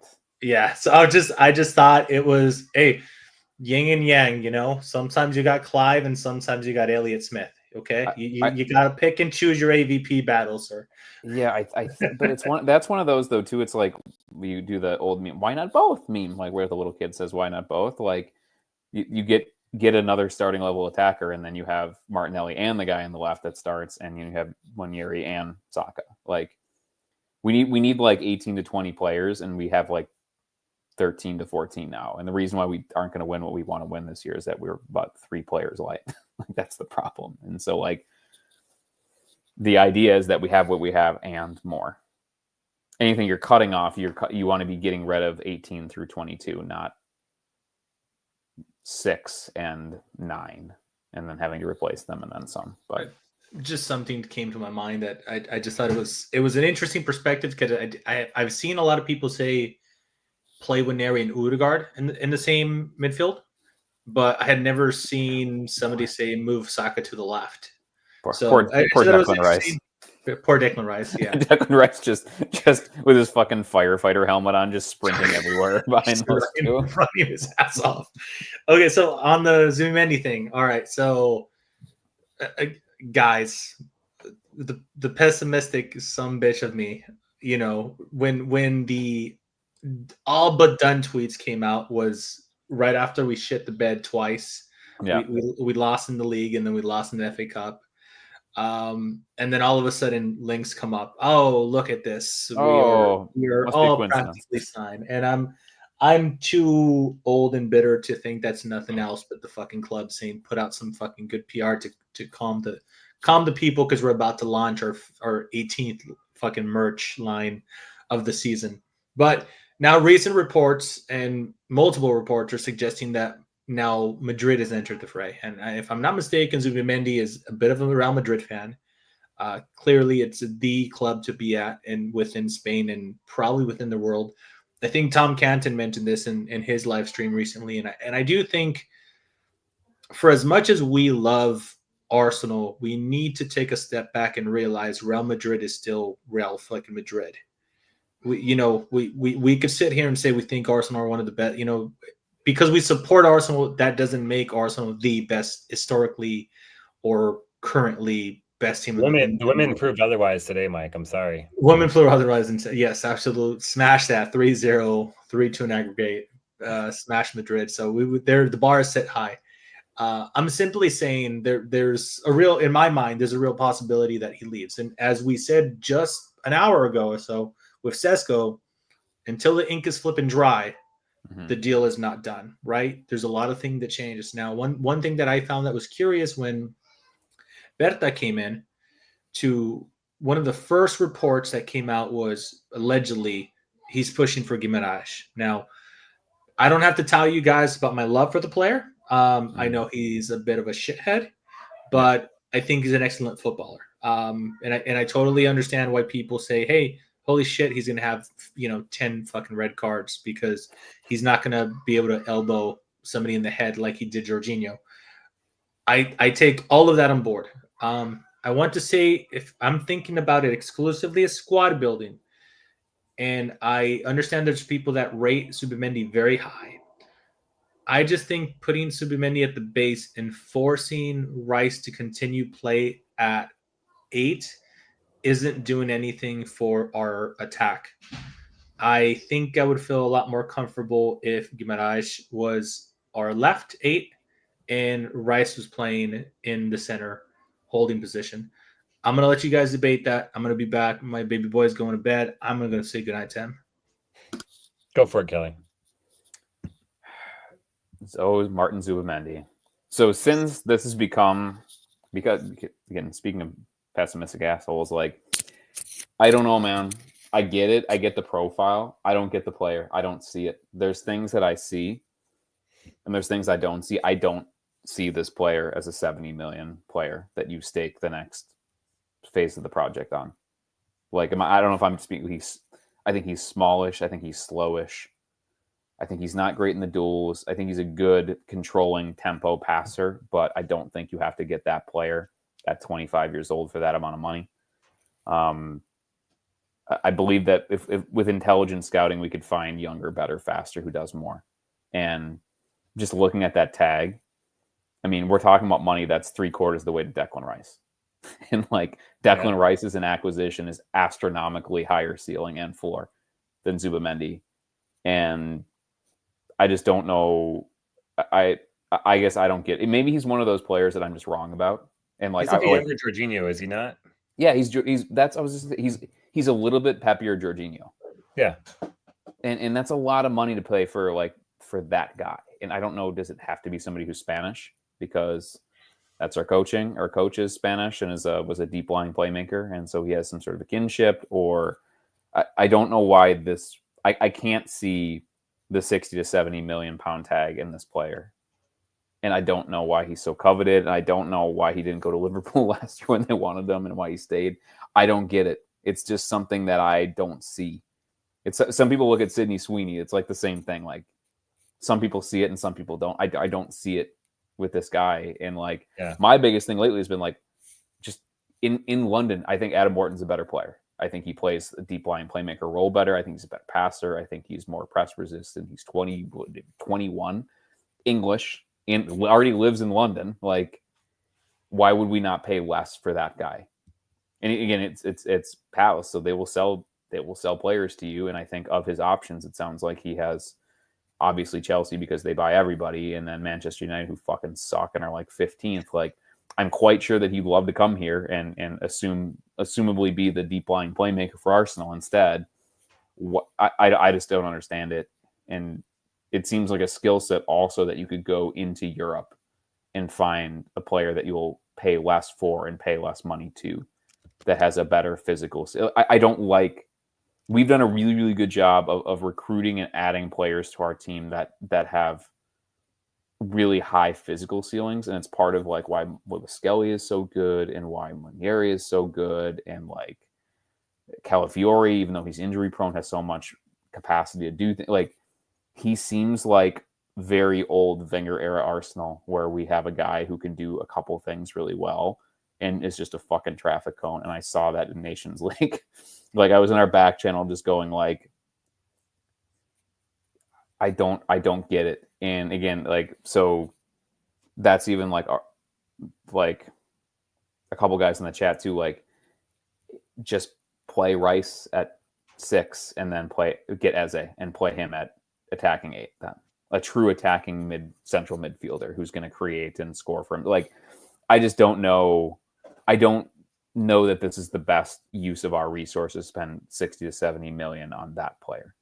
That's me anyway. I don't know. I think we have shown over the last couple of years that with the profiles we have in the club in midfield, we can beat any top 6 team pretty regularly for the most part. I mean, we have the best record against the top 6 of any club in the last however many years. By a margin, I think, too. By a big margin. The problem lies in beating teams that are resolute and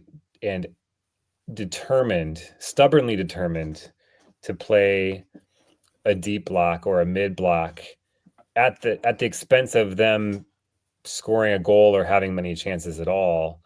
And so I tend to think that Arsenal are thinking about, what do we need for one kind of game state and what do we need for a different kind of game state? I'm with you, Kelly. I don't see it for the amount of money that is being thrown about. What I do see in his upside, which I do think Wharton has as well, without some of the flaws on the defensive side of the ball, I would prefer. But as I'm looking at Zubimendi in certain game states, can I see it? Yes, because then you can push Declan Rice to play more of that box-to-box role ahead of Zubimendi, most likely, for the most part. And you don't have to rely on Declan's, I don't want to say like lack of progressive passing, but I do think he's shown since he's been at the club that that's not his strong suit. Now, I think playing for England and watching some of the highlights, that he's actually shown that he probably has more to give from a progressive passing standpoint than he's shown at Arsenal. Maybe there's another level to go for him, and maybe that we can unlock that, and maybe he can play that part from that deep 6 position. I can see Zubimendi being really a good fit for certain kind of games, but for 70 million, you want a guy who can kind of be the perfect fit for all kinds of games. And so from that standpoint, I have a hard time getting on board. I do like and I know you've been really high on Wharton for a while. I know Omar in the chat has been as well for a real long time. Because I think as I look at his highlights, as I look at the games he's played against Arsenal, he has that first touch forward pass, but he also has the defensive side of the ball. He is willing to get dirty and scrappy off the ball and in duels that I don't think Martin Zubimendi is willing to do or is capable of doing. I don't think you give up something for what the upside is in a Wharton like you do with Zubimendi. And I would love for us to go after Wharton. I just don't see us linked to him. That's the problem. Yeah, there's no smoke. There's no smoke at all. Zero. It's all just fan generated. We like this player. Exactly. So if we go with Zubimendi, what I think we might do is play him in certain games where we know we're going to have the ball a lot and where we're not threatened in a transitional game, and then for games where we feel like we're going to have less of the ball, where we're going to be maybe pushed back a bit more, where we have to play more defense, And maybe where there's a bit more transition and we're under threat in the transition game, we probably play Rice at the 6. And play someone else at the 8, maybe or Marino at the 8 with Odegaard, or maybe more of an attacking 8. I don't know. Yeah. That's the best I can make out in terms of the plan for Zubimendi if he is indeed the number 1 target. If he doesn't come in, it would be a shock because lots of really credible people have basically said that it's all but done. Yeah. And there hasn't been anything coming off of that. And but like anything else, I think the big trump card is, I mean, if Real Madrid come calling, yep. I don't know what the fuck they're going to do with him, given the amount of great central midfielder options they currently have. But I guess that's not a problem for them, especially if they go ahead and win the Champions League and win the Liga again. They probably don't fucking care. But like, nope. Yeah, I mean, it's one that I really am surprised about, because usually when I don't have a great, maybe it's because I've just watched Wharton play his entire top flight career, and so I'm familiar and comfortable with him, and I've like become comfortable and prefer buying people from leagues that I understand. Like I was like fairly comfortable with Marmoush because I knew him. Like that's somebody that like people are like, what, they were paying that much money for fucking Omar Marmoush? Who the hell is that? Like from really? And he's been pretty good for City, for a pretty mediocre City team, because I would have been fine with it, and I wanted that. It's like, why aren't we doing that? Because it's the deal we should be doing. But it's like, because I'm familiar with him. I've watched him play a bunch. Like I organically know who this player is, and I know his quality. And like, I don't watch a ton of La Liga, and I certainly don't watch lower table La Liga, so I just don't watch him play a lot. So like, I don't know. It's my pessimism, I think, has some foundation in what I'm seeing, but it's also just a lack of familiarity and skepticism of that player profile from that team. Yeah. And coming in here too, and like, if and when, and it seems like when is more likely when he does come, I would love to have it be one of those players that just like, you know what, now I get it. Like kind of right away is like, no, okay, cool. Because like you and I Chris, were like saying we should have gotten Caicedo instead of Rice. It's true. We were both saying that. We said that he had a higher physical ceiling. He was younger and he was a little less expensive. And we couldn't have been more wrong. Every time I see Caicedo play, he looks like a flaming asshole hard man. And then I watch Declan Rice play, and he looks like one of the best players in the world. Hey, Mike, was that one of the episodes you happened to delete, by the way, off YouTube? I hope so. Yeah. Yeah, no shit, right? Yeah. That one didn't make it. I think I deleted all up until like the last 4 episodes. Which did you delete the one where I said that we should swap Jadon Sancho for Bukayo Saka? You know what? The more you guys bring up I should have clipped a few at the very least. I mean, we have them on Spotify, right? Or like on yeah, they all exist on Spotify right now, which is off of YouTube. Yeah, which dear listeners, for reasons we're still trying to figure out copyright laws, apparently, is what we're doing right now. So we don't want to pay money. But honestly, when you guys said delete them, I was like, no harm, no foul. Nobody's gonna go back to fucking, listen to Manchester 1, Arsenal 1 from month and a half ago. So I was kind of like, they were nice to have them on video and whatnot. But it was funny as I was deleting them, we've gone through about 3 to 4 different thumbnails that we finally landed on the format that we currently have. So it was kind of just funny. It was like little memory lane, just like, oh yeah, this one. Remember this. Sebi pods are lost to history. The visual Sebi pods are lost to history. Yes, lost in the archives of history. So he sent us a cease and desist letter of using his likeness. Yeah, that's what it was. Yeah, I was gone, so I'm just gonna wrap this up and assume you guys both agreed with me. Yep, Mike is right again. Mike, if I were just to bet on whatever you said was going to happen cynically over the last year, I would be rich by now. Because Mike, whenever Mike gets crabby, it's always like, God, Mike, I wish Mike was more cheerful self, and then he ends up being right about everything all the time. It's been a difficult year for me, Mike. That's fair. He just ends up being right. I will say this because we have a pretty decent relationship with Real Madrid. So Zubimendi does end up going there. The inevitable question that I see in every single live chat that I participate is, why not ask about Tchouaméni or Camavinga? Yeah. And I'll say this: I 100% expect Arsenal to ask about one of those 2 players if Zubimendi goes. I mean, just because why not? Why not knock on that door and ask? They're talented players. Tchouaméni, was it? Is he the one that plays like literally fucking everywhere? Like I think he's played No, like left back. is Camavinga. Like he's played he like left plays back, full right, back, central midfield. Yeah. He's an absolute like he's an insane talent, man. It's just insane what he does. So it'd be interesting summer, but I'm just looking at it more like it would be insane to have so much reporting about having groundwork on Sesko and Subimendi and not have a summer, and including Nico Williams for that fact, and not have a summer in which imagine if like none of them come through. I just thing, though. insane. We've missed out on our primary target a number of times in Arteta's history, and the B plan has been better than the A plan. So maybe Zubimendi gets swallowed up by Real Madrid. We go to our B plan, and our B plan is better than we ever would have expected. We'll see. Who knows? We have been able to pivot nicely. Plan A, if we would have gotten some of our plan A's through recently, it would have been bad news. So bad news. Real bad. Fair enough. We'll make this one slightly short and sweet because there's been hour and 45. Hour 45 minutes. Yeah. Hey, hey man, just because we were away for a little bit, did it mean we called this episode Europe or Bust, and we didn't even talk about the Real so bust. We're about to squeeze this one in. So we were up just waiting until Tiger and Gooner was able to join. He just finished up his work shift in Australia. Hey, here he is in live chat. See, we are here for him. That's what's going on. So you're up or bust. Here comes the conversation. Charles Watts recently suggested that if all goes to plan, Bukayo Saka will miraculously be within the squad versus Fulham. Now, it's a stretch. I was listening to the brilliant James B on Goonerverse, and he was kind of doing some maths.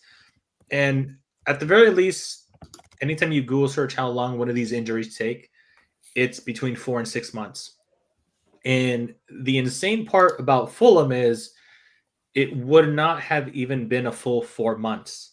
So this is Ben White-ish miraculously recovering type of scenario here. Now, I said I had a hot take for you guys if you wanted. And I think this league is so far gone and the Champions League is so far gone that from the outside, I'm kind of thinking, what the fuck are we doing with Bukayo Saka? Just let him have the extra month off. Like, I feel like this is very, very rushed. I understand that you guys might potentially be more optimistic about the Champions League hopes than I am. And that's all. And that's fine. I will say that things are looking a little bit more positive as, we're starting to get a few players back, and it's kind of nice seeing players return, right? Even Martinelli coming back was kind of nice. I know Calafiori, again, his iconic injury, he pulled it off again with Italy, but Matheus Skelly and Timber, and so Ben White is starting to come back. It's kind of nice to see our squad come back to life. And sure, we don't have Gabriel Jesus or Kai Havertz, but it's Arsala. It's Bukayo fucking Saka, who hasn't played for 4 months and still leads the pack of the league in most chances created.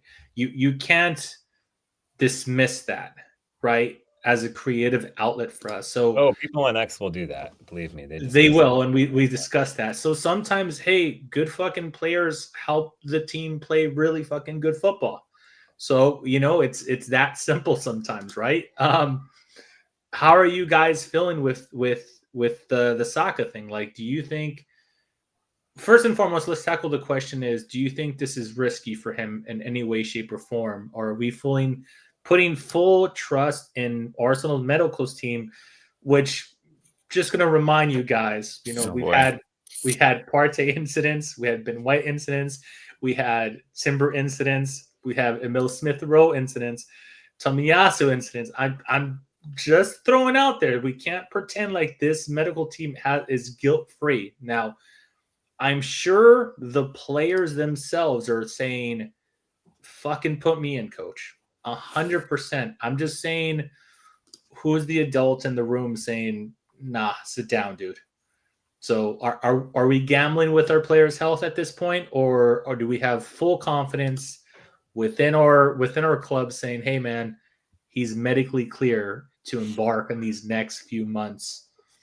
I have a quick 30-second theory that we're going to see how the Madrid tie goes and try to push it. And if we do really well, then he's going to be prioritized for Champions League and will not be playing in the Premier League much or be backing up.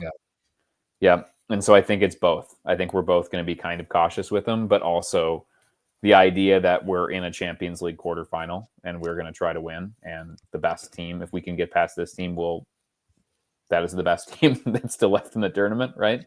PSG I said PSG looked good versus Liverpool, but that depends on what you rate Liverpool as, and because you guys have your own theories with them.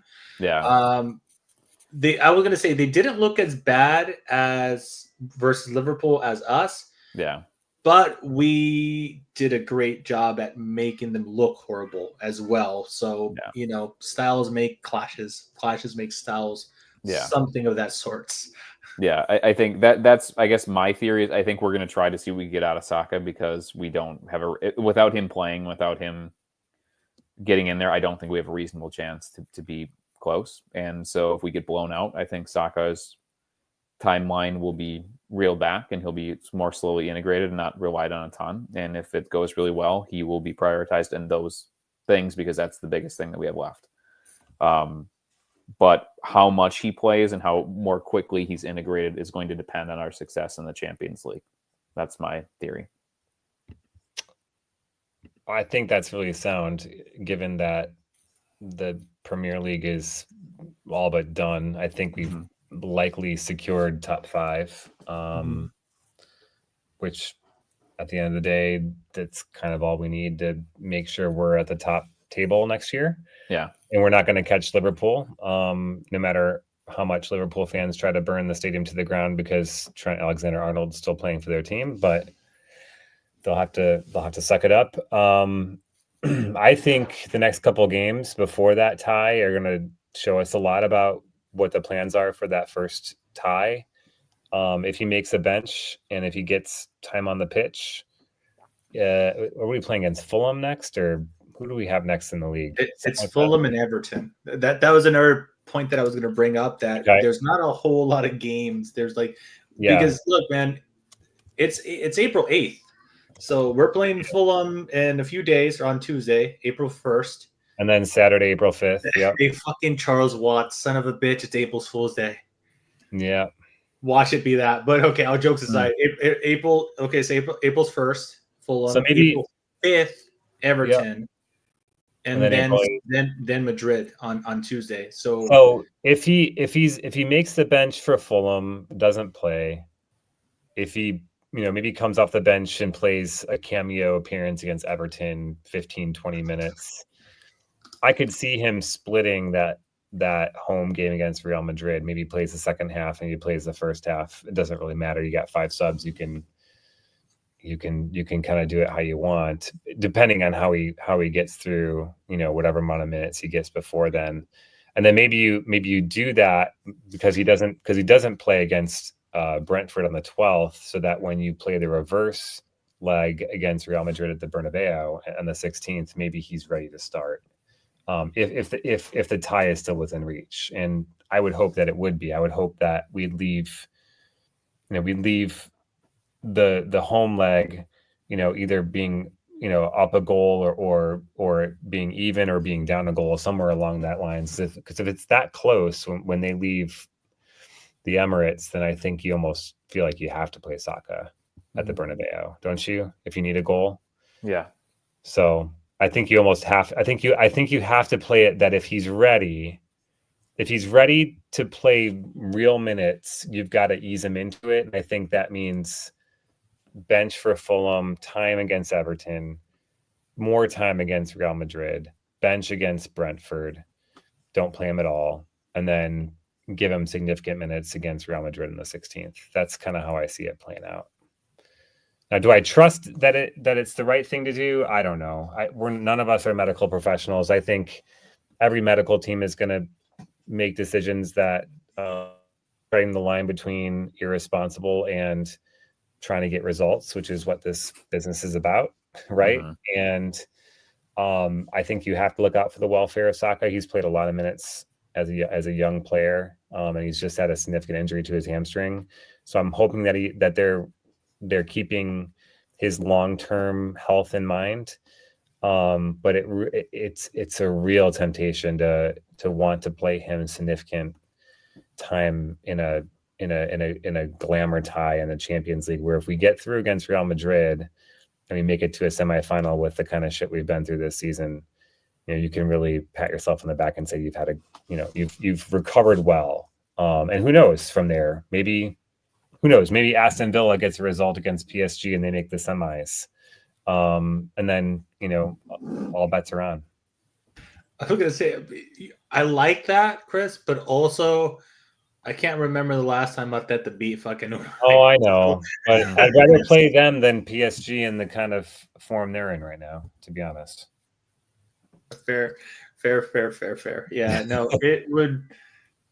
Yeah, I think it'd be crazy. But if the Fulham thing, if he's on the bench, like he's not getting more than 5 minutes. Is my no, he doesn't need to play at all. Just have him sit the bench. But yeah, it's going to be something ridiculously gradual, and maybe if there was 4 more games until Real Madrid, I would say sure.